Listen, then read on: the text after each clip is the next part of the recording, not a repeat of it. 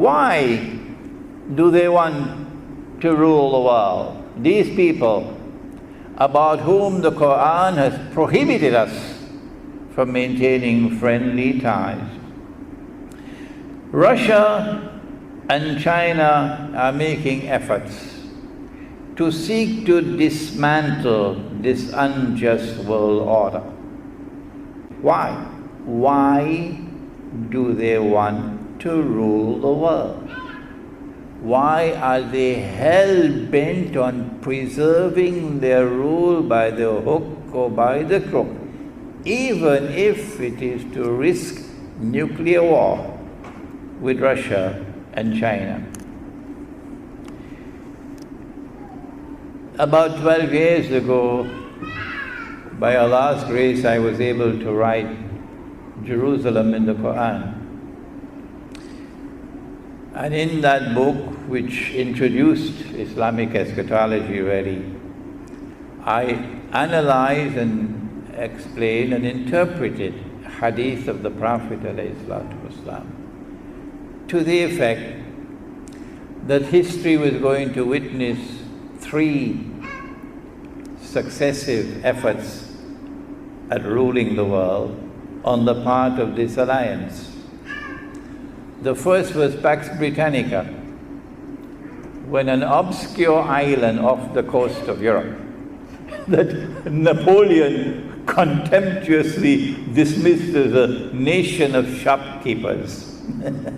When that obscure island off the coast of Europe was able, through its naval power, to establish 114 naval ports straddling the whole world on the eve of the First World War.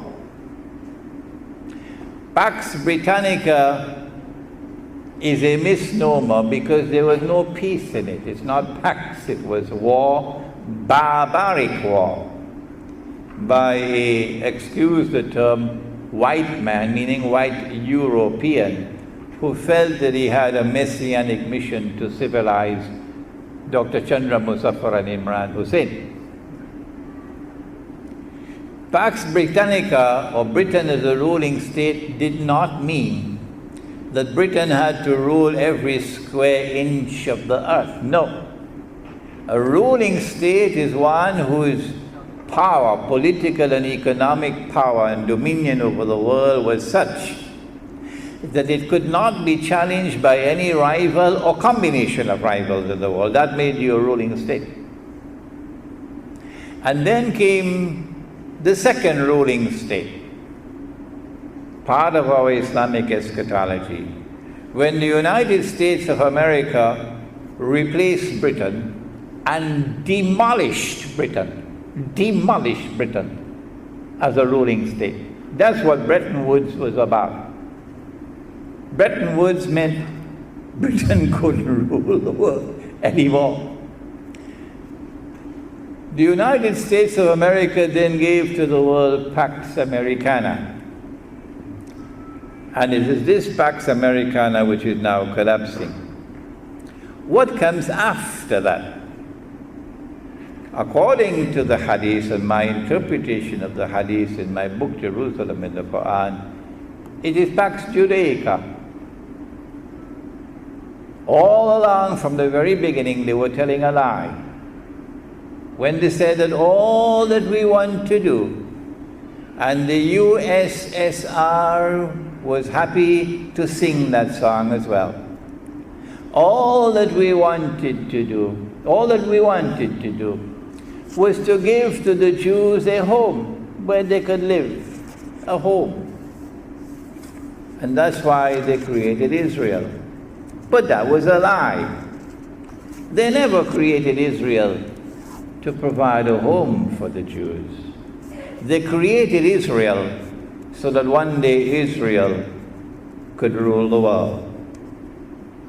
And when Israel ruled the world, then said Prophet Muhammad, Allah's blessings be upon him, a man would emerge.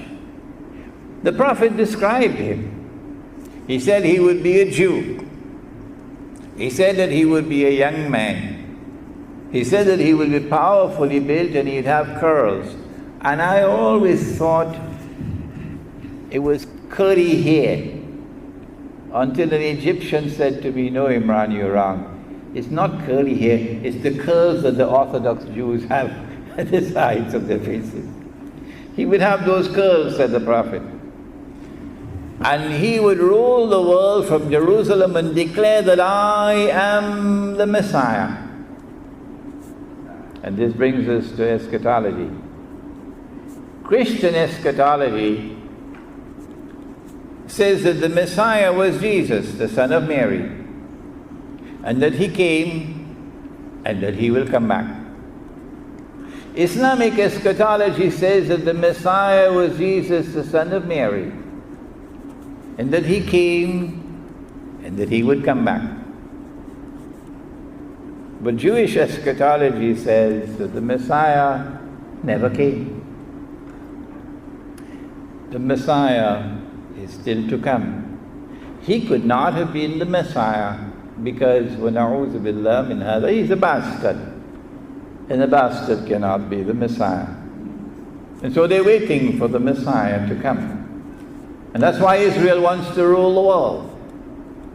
So that history will end with a validation to their claim to truth.